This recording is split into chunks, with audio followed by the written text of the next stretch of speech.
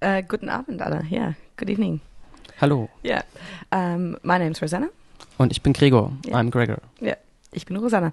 We're very happy to be here in Berlin, broadcasting with subtext on Threads Radio. We're going to be talking about our artistic practice and how we've been using the methods of Ultra-Red Sound Collective. Yeah.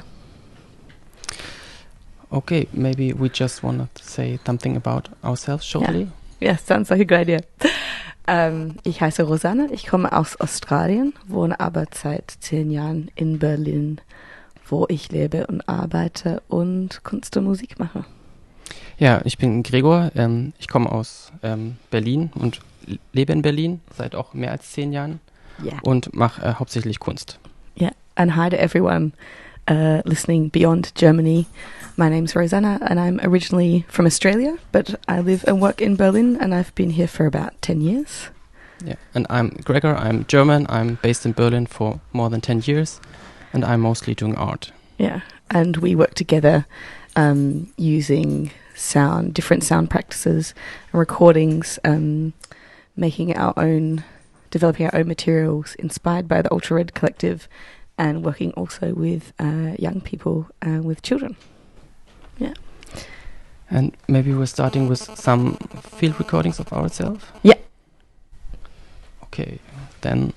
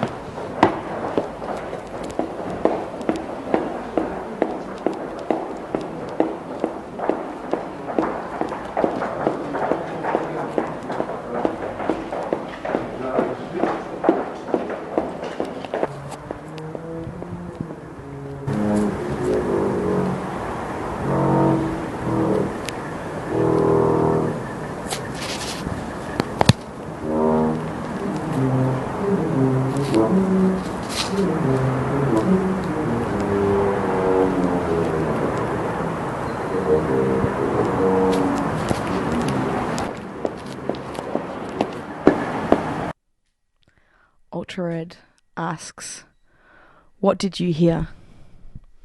So begins a sound investigation, a sound inquiry, when Militant poses the question in relation to the contradictions that condition struggles against capitalist, racist, gendered, and imperialist oppression.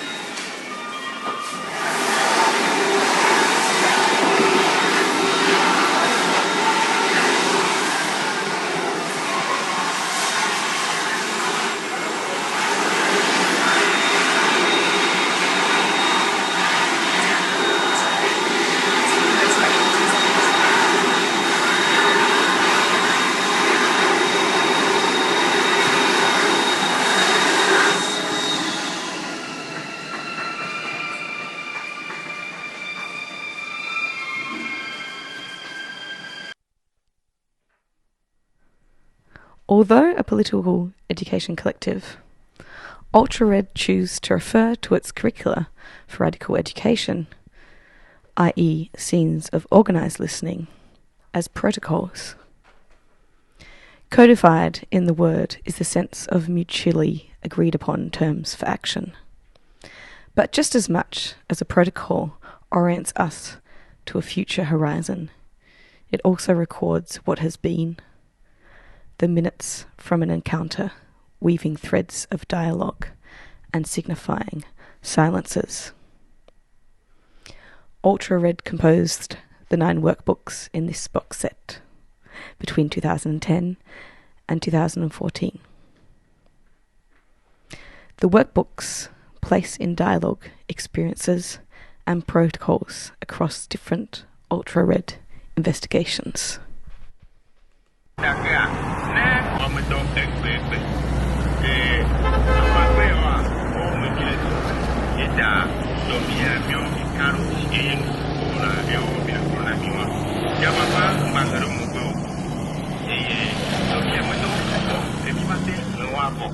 Ne olani eti kora bazentino etia jele ibotale ake ekwea ametome silele bonutaba makia miele ke malakia ke na baseball ke no bakene para ver amu mapasea bakena ke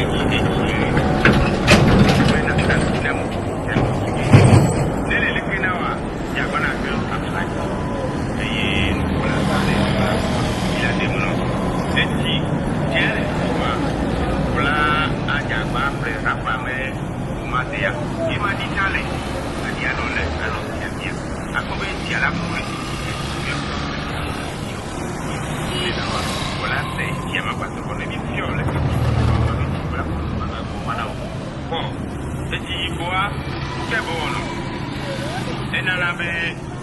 Akbazewa no uja dekeke ewi kaka kopa akowe atila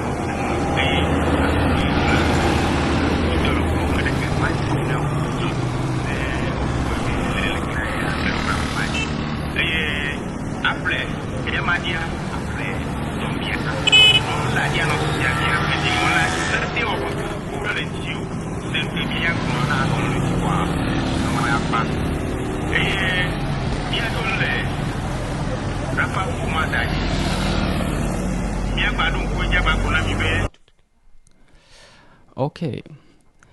You just heard some field recordings we did on several parts of the world, in Berlin, in Lomé, and the first one was in Sydney?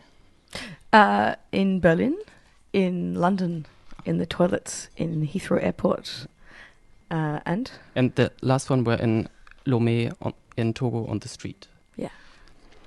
Okay. Ungefähr 2012 habe ich zum ersten Mal von Ultra Red gehört, während eines Seminars.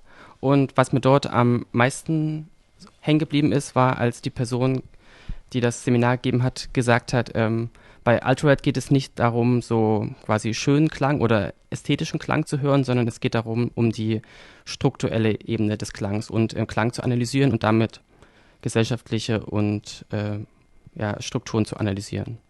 Und dieser Punkt hat mich so über mehrere Jahre begleitet und wenn Rosanna und ich zusammenarbeiten, spielt das auch dann meist eine große Rolle. And we're going to be sharing some Ultra Red materials with you today, as well as our own work.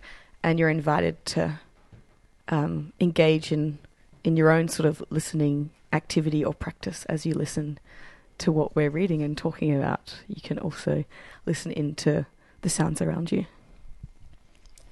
Protokoll für einen Klangspaziergang.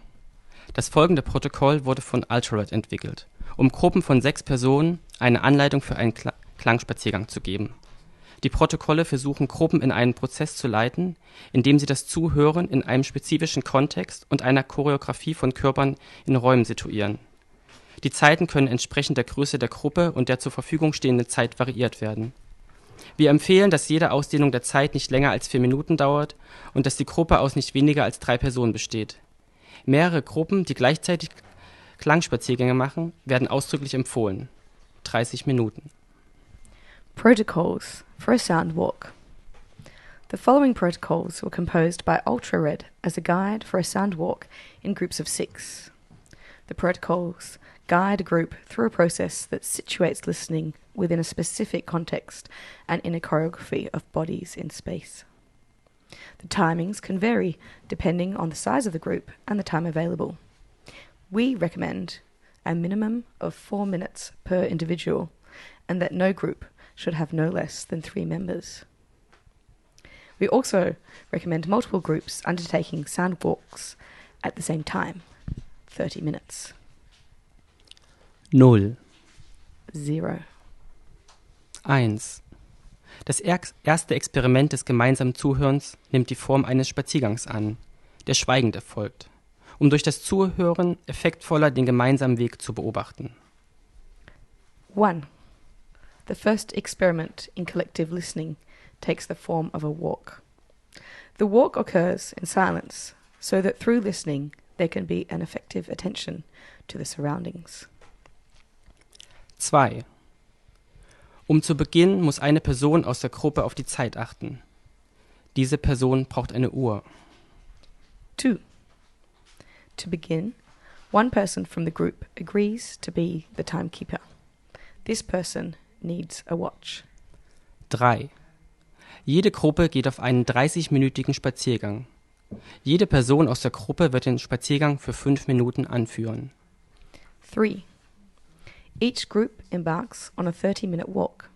Each person in the group takes turns leading for 5 minutes. 4.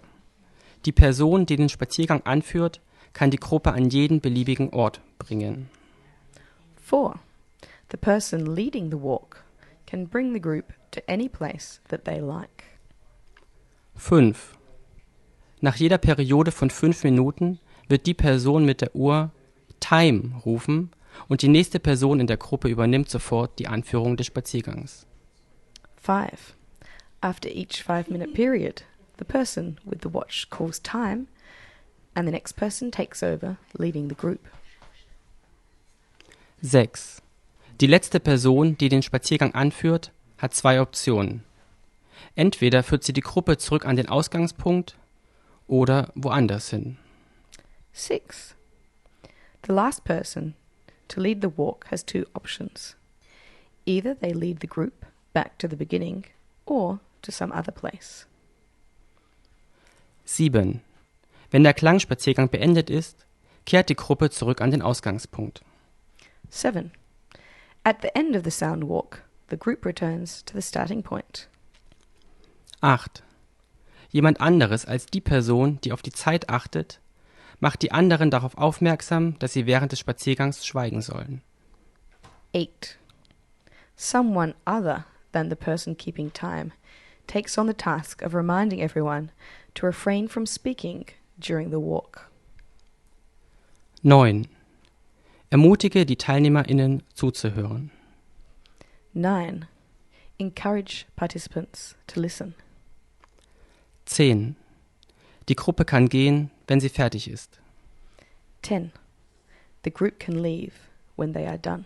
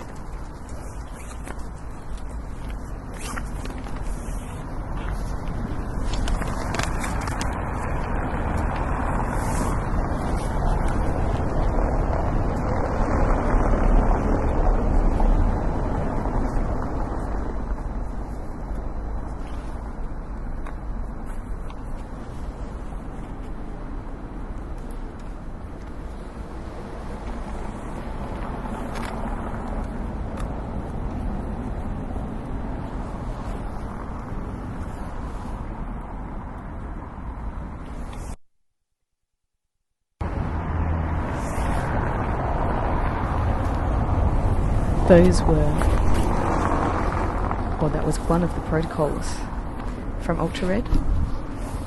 You can find extensive information, documentation and materials from Ultra-Red in their collection of 9 workbooks, as well as on their website. And Ultra-Red say. Ultra-Red offer these workbooks as one contribution to a larger tendency.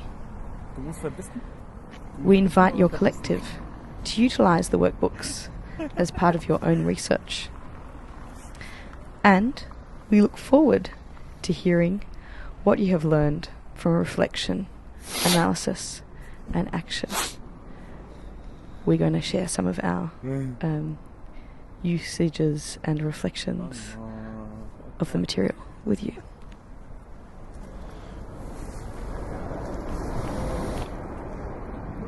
Ibis Hotel.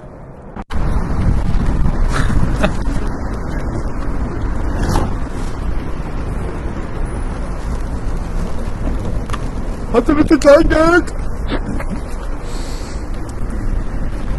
Nein, haben die nicht.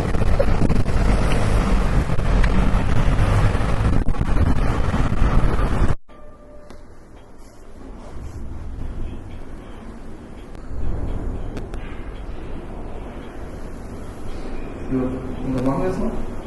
Tschüss.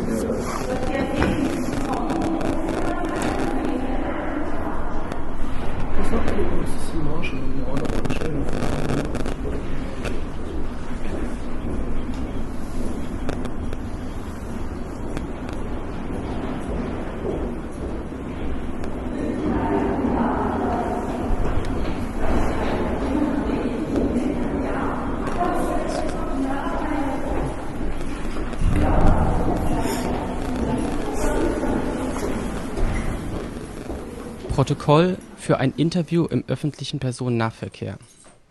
5 bis 10 Minuten. 1.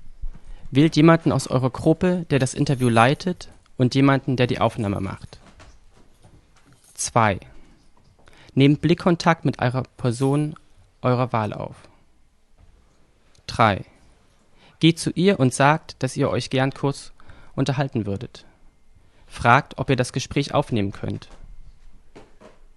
4. Startet eine neue Aufnahme. Beginnt mit einer Ansage, wo und mit wem ihr seid. 5. Fokussiert euer Gespräch auf das Thema Bewegung und Grenzen. Stellt zum Beispiel folgende Fragen. Wo fahren Sie gerade hin? Was werden Sie dort machen? Nehmen Sie immer den schnellsten Weg oder fahren Sie gern Umwege? Wohin würden Sie gern fahren, wenn Sie könnten? Warum? Welche Bewegung würden Sie gern lernen? Welche nicht? Warum? Welche Bewegung machen Sie zu Hause, aber nicht in der Öffentlichkeit? Spüren Sie unsichtbare Grenzen, wenn Sie durch die Stadt fahren? Welche? Gibt es Orte in der Stadt, die Sie meiden? Welche sind das? Warum? Wohin würden Sie gerne gehen, trauen sich aber nicht herein? Wann mussten Sie zuletzt Ihren Pass oder Ausweis zeigen? Wem und warum? Wann und wo müssen Sie über Ihre eigenen Grenzen gehen? 6. Wenn euch keine Fragen mehr einfallen oder die Person das Gespräch beenden möchte, drückt auf Stopp. 7. Wiederholt die Punkte 1 bis 6 so lange, bis ihr angekommen seid. Wechselt euch dabei in euren Rollen ab. So that was a protocol developed by Gregor, and I, during our work using the protocol method developed and practiced by Ultra-Red, an activist sound collective, and it's called a protocol for an interview in public transport. And it begins that one person must decide to become the leader of the interview, the person making the interview. Then you make eye contact with someone in the public transport with you. And then you go to that person and you ask them if they would like to, or if they would speak with you briefly. And if you can record this conversation. And then you begin a new recording. And you start by saying where you are and who you are. And then during this interview, please focus on questions concerning movement and borders. and there's a variety of questions that are suggested here in the protocol. Some of them are, where would you like to go if you could, and why? What kind of movements do you do at home, but not in the public space? Do you feel invisible borders when you're moving or walking through the city? Which ones? When was the last time you had to show ID or your passport? Why? And are there places in the city that you avoid? What are they? And why? When you can't think of any more questions, or the person you are interviewing wants to finish, press stop. And then continue with steps 1 till 6 until you have arrived at your destination.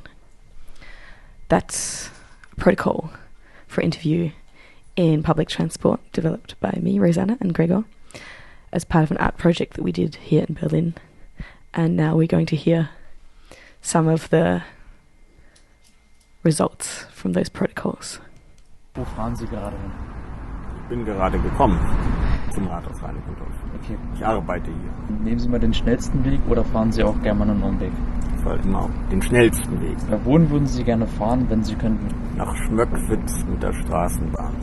Gilt als sehr romantisch, die Linie, eine alte Straßenbahnlinie, die da unten im Südosten noch nach draußen führt. Und das ist ganz interessant, habe ich noch nie gemacht. Das würde ich aber gerne mal machen wollen. Welche Bewegungen machen Sie zu Hause, aber nicht in der Öffentlichkeit? Gymnastik. Spüren Sie unsichtbare Grenzen, wenn Sie durch die Stadt fahren? Keine. Gibt es Orte in der Stadt, die Sie meiden? Cottbuser Tor wegen Sicherheitsbedenken. Wohin würden Sie gern gehen, trauen sich aber nicht hier? Nein. Zum Cottbuser Tor fahre ich nicht gern, aber da will ich auch nicht hin. Okay. Aber wann müssten Sie zuletzt Ihren Pass oder Ausweis zeigen? Pass oder Ausweis zeigen? Weiß ich nicht mehr. Lange her. Wann und wo müssen Sie über Ihre eigenen Grenzen gehen? Nie. Wohin fahren Sie gerade? Nach Hause. Dann mache ich bald Feierabend. Ich bin hier zum Treffen gewesen von Ehrenamtlichen. Nehmen Sie immer gerne den schnellsten Weg oder auch mal einen Umweg, um ein anderes Feld zu Ich sehen? nehme auch mal einen Umweg, kommt drauf an. Dann fahre ich noch einkaufen oder sowas. Wohin würden Sie gern fahren, wenn Sie könnten? Ja, ich würde gerne nach Namibia fahren, meine Enkeltochter besuchen, die dort arbeitet. Welche Bewegungen machen Sie zu Hause, aber nicht in der Öffentlichkeit? Ja, ich mache halt Reha-Sport. Muss ich bringen. Ich kann ja sonst nicht mehr laufen. Spüren Sie unsichtbare Grenzen in der Stadt? Kaum von den Menschen her oder so? Haben Sie da Also Grenzen? ich gehe nicht mehr gerne in so belebte Gegenden. Ich Zu fühle mich hektisch? zu unsicher jetzt. Mein Wirbel gebrochen und habe den Gefühl, das ist die Menschenmenge ist nichts. Würden Sie gern irgendwo hingehen, aber Sie trauen sich nicht dorthin zu gehen? Das wüsste ich jetzt eigentlich nicht. Wann mussten Sie zuletzt Ihren Pass oder Ausweis vorzeigen? Als ich nach Chile gefahren bin, aber das ist schon lange her, 10 Okay. Jahre mindestens. Ich habe auch gar keinen gültigen Pass mehr. Was habt ihr gehört? What did you hear? Versuch's zu vermeiden. Wo und mit wem sind wir hier? Ach so. Ja, also ich bin Yvonne, wir sind am S-Bahnhof Wittenau beim Obststand. Wohin würden Sie gerne fahren, wenn Sie könnten und warum? Am liebsten nach England, damit ich mir die Harry Potter Studios angucken kann. Cool. Wann und wo müssen Sie über Ihre eigenen Grenzen gehen? Also eigentlich glaube ich in jedem Bereich des Lebens. Auf Arbeit muss man schon über seine eigenen Grenzen gehen, im privaten Bereich auch, ne? Also in jedem Bereich des Lebens. Spüren Sie unsichtbare Grenzen, wenn Sie durch die Stadt fahren? Und falls ja, welche? Eigentlich nicht. Ich denke, Berlin hat keine Grenzen mehr. Man fühlt davon auch nichts, Gott sei Dank. Auch keine unsichtbaren. Also grenzenlos sozusagen. Ja. Welche Bewegungen würden Sie gerne lernen und welche nicht? Bewegung, Ja, den Moonwalk, den würden Sie gerne Ja. lernen. Warum? weil es cool ist, weil es Michael ist. Deswegen. Naja. Okay, wir befinden uns jetzt in der Bibliothek am Luisenbad und wir werden jetzt eine männliche Person interviewen. Hallo erstmal. Schönen guten Tag. Wohin fahren Sie gerade? Was werden Sie dort machen? Also ich fahre jetzt gerade nach Reinickendorf und ja, was ich jetzt machen werde, erstmal meine Aufgaben beenden und dann ja, den Rest des Tages genießen, denke ich mal. Okay, das klingt ja schon mal nach einem guten Tag. Gibt es Orte in der Stadt, die Sie meiden? Welche sind das und warum? Also am 1. Mai meinte ich halt, okay, wir sind Großstadtkinder, aber ich fühle mich schon wohler, wo es ruhiger ist. Also sprich, klar, wir sind hier gerade in Wedding und hier sind viele Menschen, aber sonst bin ich gerne eher an Orten, wo weniger los ist. Und die letzte Frage, wann mussten Sie zuletzt Ihren Pass oder Ihren Ausweis zeigen? Wem und warum? Naja, zuletzt muss ich meinen Pass an der Grenze zeigen. Protokoll für einen Ort in Berlin. 30 Minuten. 1. Wählt eine Hüterin der Zeit aus. 2. Findet die Adresse, die ihr bekommen habt. Bleibt vor dem Gebäude oder Ort stehen und nehmt für 2 Minuten auf. Wen oder was hört ihr?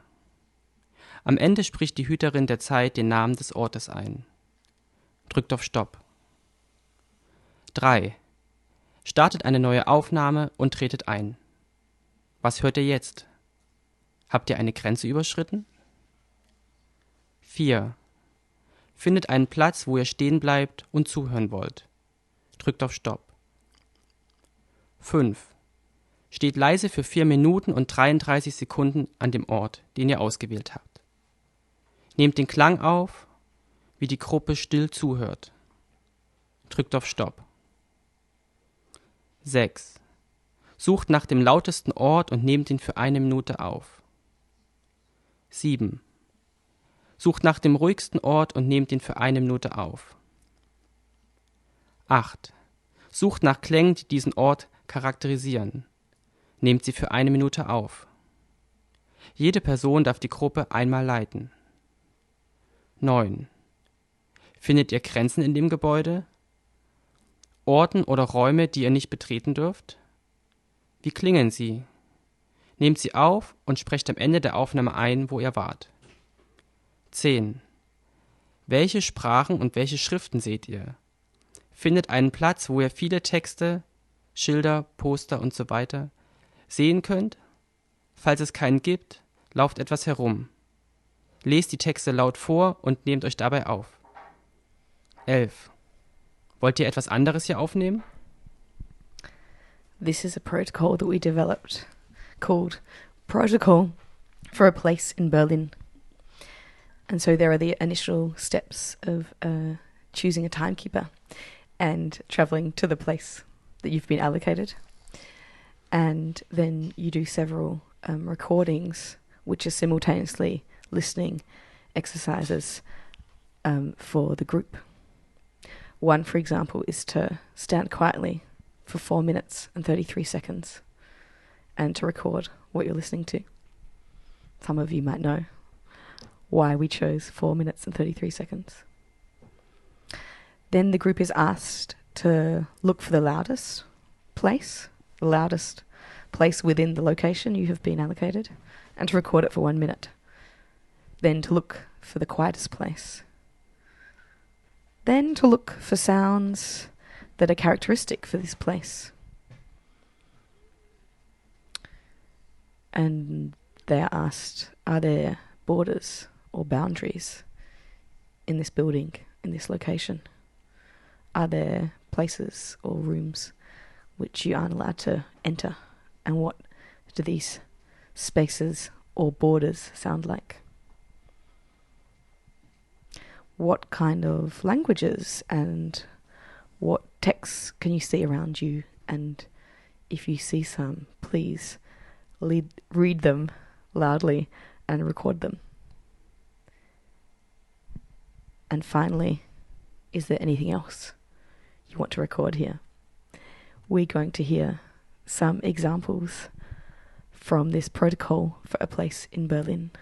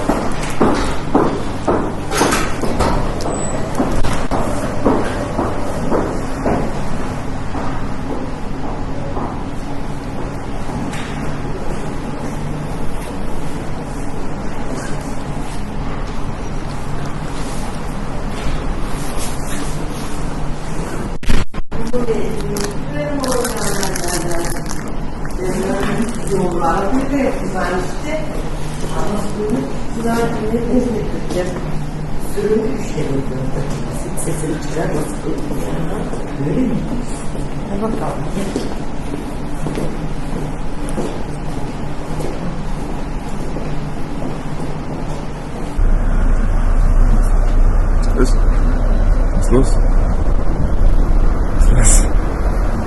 Okay, 1756, Gründung des ersten Krankenhauses der jüdischen Gemeinde zu Berlin in der Oranienburger Straße.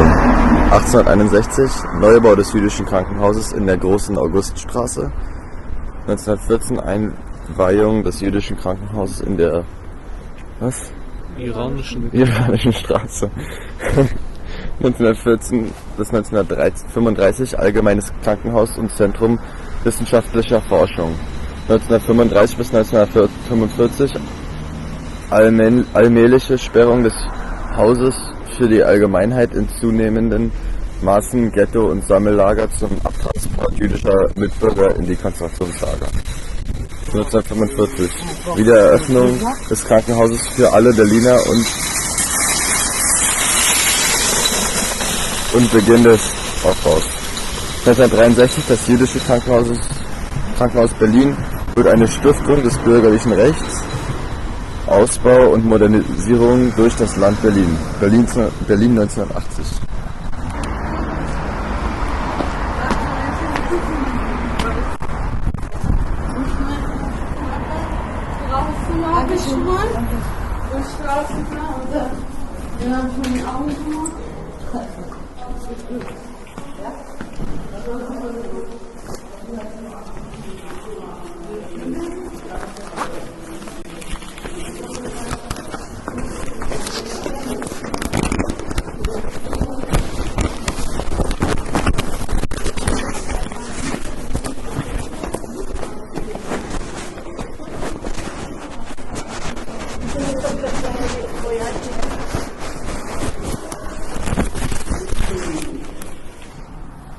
Noch, das kann ich vorlesen. München-Öffnungszeiten Sauna. Montag 14 bis 21.30 Uhr für Frauen. Dienstag 9 Uhr bis 9.30 Uhr. Weidmannslust, Straße 322er. Eva Friseur im Paracelsusbad. Kolorist, Diplomie. Hier bin ich gerne. BWW Berliner Bäder Betriebe. Rauchen verboten. Hallenbad, Gymnastiksaal, Kassel. Brauche 20 Minuten bezahlen, wenn ich nur 15 Minuten geboren werden will. Grillen im Tiergarten, nur was für Würstchen. Unser Angebot, Aufladekarten zum Sparpreis im Wert von 20 Euro plus 3 Euro.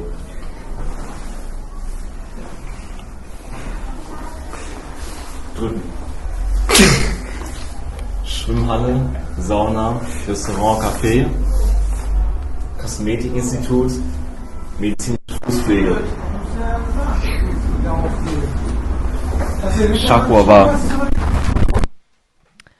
Das war einige Beispiele oder Ergebnisse von Protokoll für einen Ort in Berlin. That was some of the results for a protocol for a location in Berlin. And so through practicing these protocols and this collective recording and listening practice in different spaces in the city or in different locations, it can also be in the countryside or anywhere where you are, a certain questions or reflections or ideas develop in response to this practice. And this is one of the goals of the listening and recording practice or the sound walks or any of the protocols which Ultra Red develops and which we've been working with as well. So connected to the recording practice is also a listening practice, and Ultra Red also has a series of protocols for listening. And this is from Ultra Red. For 20 years, Ultra Red members have undertaken militant sound investigations alongside and within political communities. We have long-term commitments to specific constituencies and political struggles where we live. So the practice is local and political in what it does. And in order to develop meaningful, thoughtful and reflective questions from a listening practice, an invitation is also important. Eine Einladung ist auch wichtig an den Teilnehmerinnen. An invitation. 1. Issued to individuals and or to a specific group or community. 2. Proposes why this method is appropriate to investigate a specific theme. 3. Identifies where in the organizing process the inquiry occurs and its desired outcomes for the organizing. A question, eine Frage. 1. Arises out of the lived experience of the community. 2. Links experiences to concerns and demands. 3. Takes the form, what is the sound of, which requires listening in order to elaborate on those concerns and demands. Wie klingt? ... Wir haben mit einer bestimmten Gruppe hier in Berlin gearbeitet, eine Gruppe von Jugendlichen im Märkischen Viertel in Berlin. Und jetzt erklärt Gregor ein bisschen darüber, was herauskam bei dieser bestimmten Gruppe von Jugendlichen. Ja, wir haben über einen Zeitraum von fast 10 Wochen mit einer Gruppe regelmäßig einmal die Woche gearbeitet. Und am Anfang hatten wir erst Hörübungen gemacht und Klangspaziergänge. Und im Prozess kam das dann dazu, dass die Jugendlichen dann angefangen haben, eigene Protokolle zu entwickeln für eine kleine Intervention im öffentlichen Raum. Und die ausgehen von den Erfahrungen von dem aktiven Zuhören und von unseren Fragen, die wir gestellt haben in Bezug zu Bewegung und Grenze. Und ich werde mal jetzt 2 Protokolle vorlesen, die die Jugendlichen entwickelt haben. Protokoll Einkaufsstreit. 1. Geht mit 2 bis 4 Personen in einen Laden. 2. Spielt über eine Audiobox einen Streit ab. 3. Verhaltet euch normal. 4. Achtet auf die Reaktion der Leute. Filmt die Reaktion, in Klammern eine Person. 5. Verlasst unauffällig den Laden. Benötigt werden: ein aufgenommener Streit, eine Audiobox, eine Kamera in Klammern Handy. Protokoll U-Bahn-Durchsage. 1. Bildet eine Gruppe von 5 Personen. 2. Organisiert 5 Audioboxen. 3. Fahrt gemeinsam zum U-Bahnhof Wittenau. 4. Verbindet die Audioboxen und verteilt sie regelmäßig auf dem U-Bahn-Gleis Richtung Hermannstraße. 5. Wartet, bis die nächste Bahn in 2 Minuten kommt. 6. Spielt die Datei laut ab. Durchsage: Bitte nicht in die nächste Bahn steigen. Versucht, euch nichts anmerken zu lassen.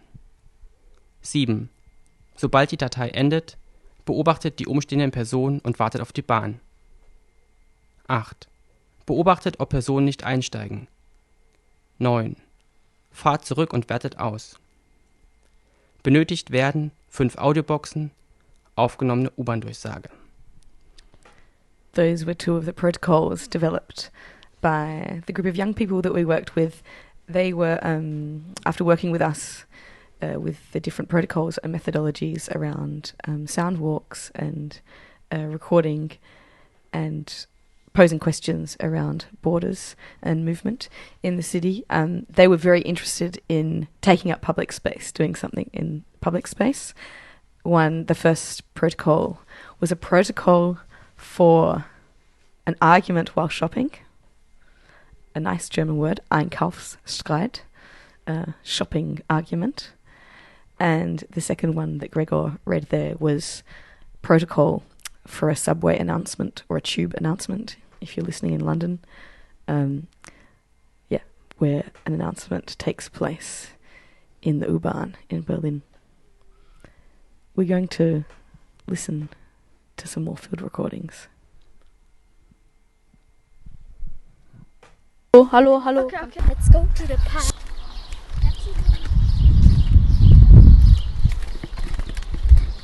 Hinter mir sind hier sehr schön. Also, es ist hier Esma, die hört gerade zu und wir werden jetzt auf den Spielplatz gehen. Zebrastreifen!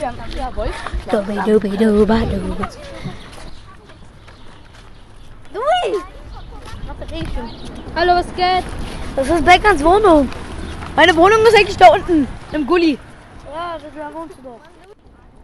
What do you hear? Es riecht nach Regen. Was hörst du? Nach Regen. Es regnet auch. Es riecht ganz komisch nach Regen. Ja, genau, also ist ein bisschen... Ja, ist ein bisschen naturhaft. Ja, also... Also hier riecht es nach Sand und Regen. Und da kommt... Hier riecht es nach nassem Sand.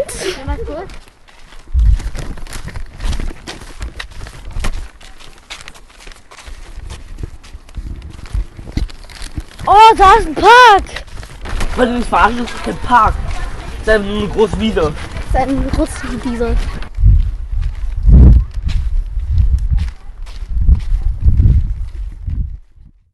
Was macht ihr denn? Wir machen ein Kunstprojekt. Ein Kunstprojekt? Genau, so Tonaufnahmen. Also wir müssten irgendwelche Leute interviewen. Was sie auch machen und so. Wir entdecken jetzt mal den Spielplatz, was hier alles so gibt. Und ich war hier wirklich noch nie. Ach wirklich? Ich war hier auch noch nie. Das ist mein Spielplatz, weil ich wohne hier direkt Wilhelmstraße 3. Ich gehe immer hier hin. Also wir gehen jetzt gerade zu einer Wiese und gucken irgendwie... Wir gucken halt irgendwo, wo Geräusche gibt und die wir halt aufnehmen können.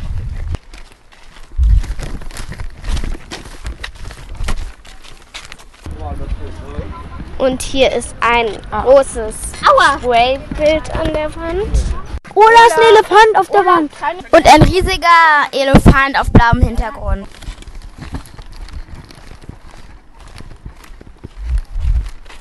Hier ist eine Teekanne. Aber wir trinken jetzt keinen Tee, sondern und daneben ist ein Tisch. Also eine riesen Teekanne, ne? Ja, also und daraus kommt auch Wasser raus. Manchmal. Und ja, und hier ist gerade so eine riesen Teekanne mit einer Kaffeetasse und einmal kommen wir näher. Wir laufen an einer riesigen Kaffeekanne vorbei, die dampft. Louis, der klettert halt auf einer Teekanne rum. Eine wirklich gigantische Teekanne, die echt hässlich aussieht. Und soll angeblich Kunst sein. Der Boden ist matschig. Wir gehen mal jetzt schön auf die Wiese. Auf die schöne große Wiese im Wolfplatz oder Wolfparkplatz. Wir kommen an einer Touristenführerin vorbei. Die stehen aber natürlich hier an dieser Stelle auch noch wegen etwas anderem. Deswegen wahrscheinlich, meint ihr. Ja. Genau, aufgrund dieser ganzen anderen Bilder, die hier dran sind, die verschiedenen Graffitis. Und diese Graffitis sind ja an Sandkasten. Sandkasten. Ein Basketballplatz. Das ist ein Fußballplatz. Ohne Tore. Hier ist so ein Drehdingsterbumster. Wir gehen da lang. Oh, wir steuern. Ich mach den Sandkasten. Okay, also wir sehen hier die historischen Säulen. Einmal umdrehen.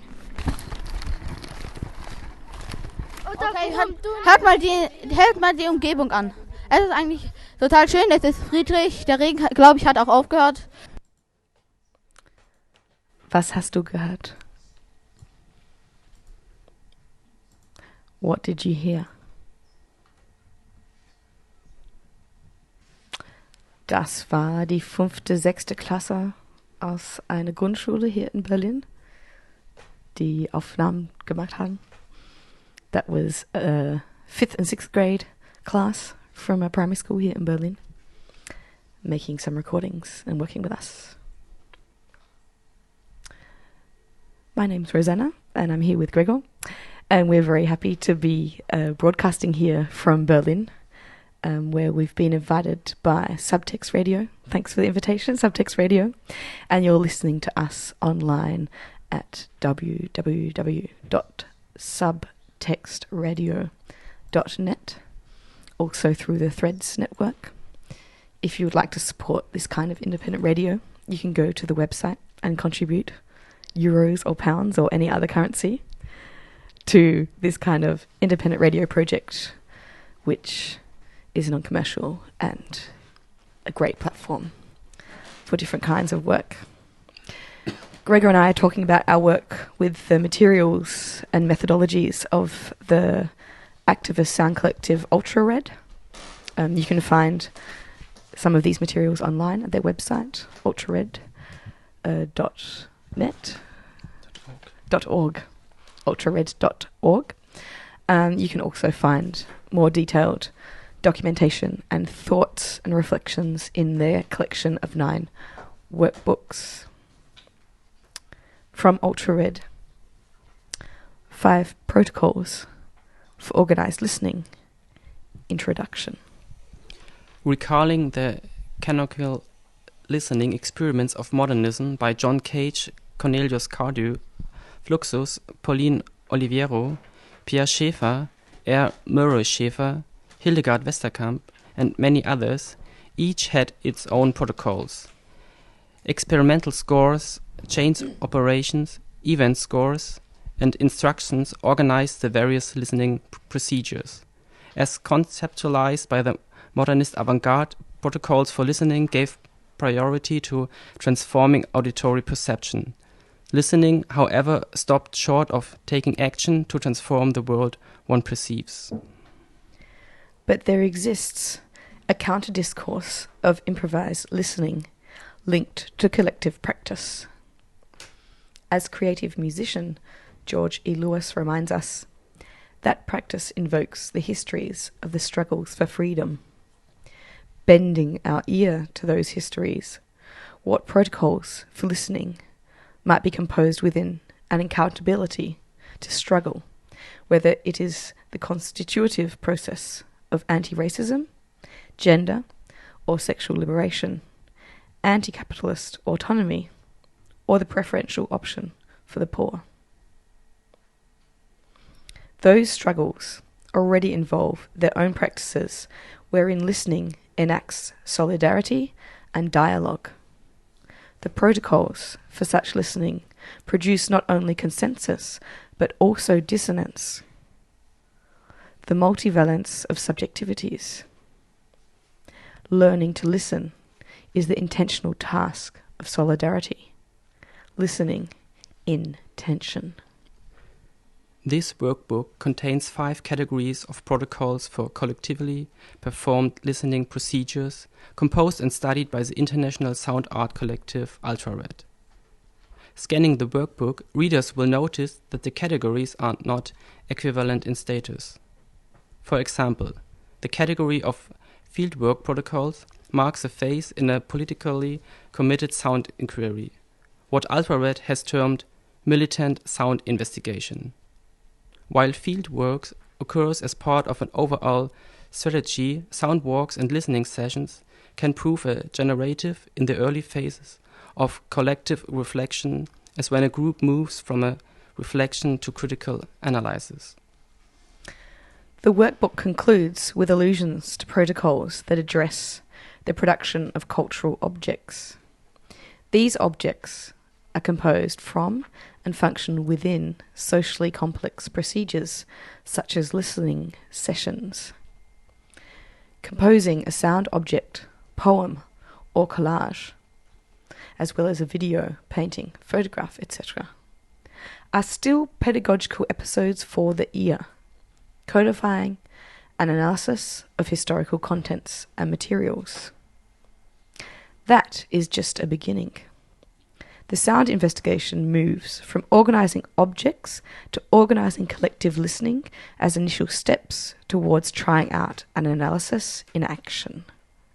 Each step impacts the conditions for the next while, haunted by what came before, a history signified in the null phase, the zero that begins every protocol.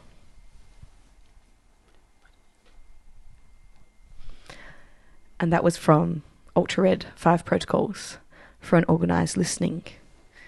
And there we hear the potential of what is, or the potential within listening practices as political tools, listening practices as collective tools, and listening practices as inspiration for action, which we also consider in our work. We're coming up to the end of our time here with subtext. My name's Rosanna. And I'm Gregor.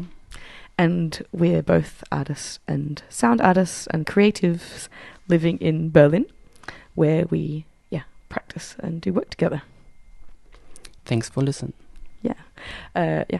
Guten Abend an alle, die auf Deutsch zuhören.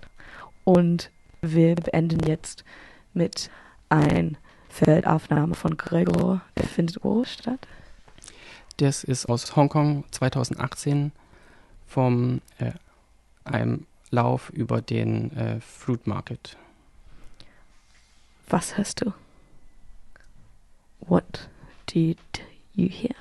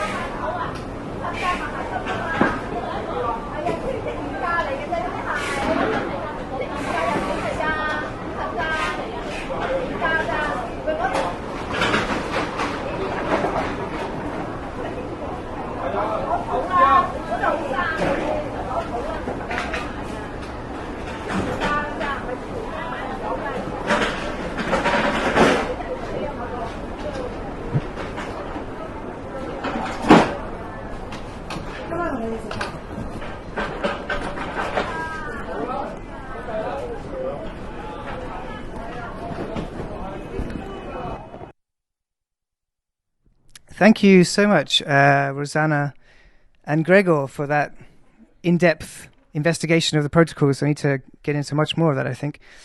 Before we quickly jump over into Nothing to See Here, we have a special visitor today, Clara, who's also working on a project.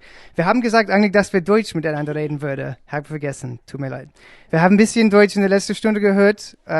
Ich probiere mal. Also, was machst du denn? Was ist dein Team? Was machst du für Subtext in ein paar Monaten, ich glaube, oder? Ja. Im Moment erstelle ich einen Soundtext. Ich bin dabei, Field Recordings zu machen zur deutschen Autobahn. Und daraus wird vielleicht eine Installation, vielleicht ein Tanztheaterstück oder vielleicht eine Soundmap. Also man weiß es noch nicht. Wir sind noch bei der Recherche.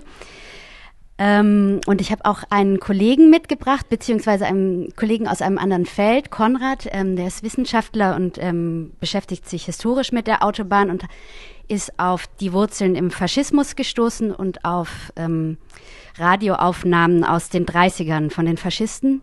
Die hat er mir vorgespielt und ich bin fast vom Stuhl gefallen, weil ich so schockiert war, weil sie mich so beeindruckt haben.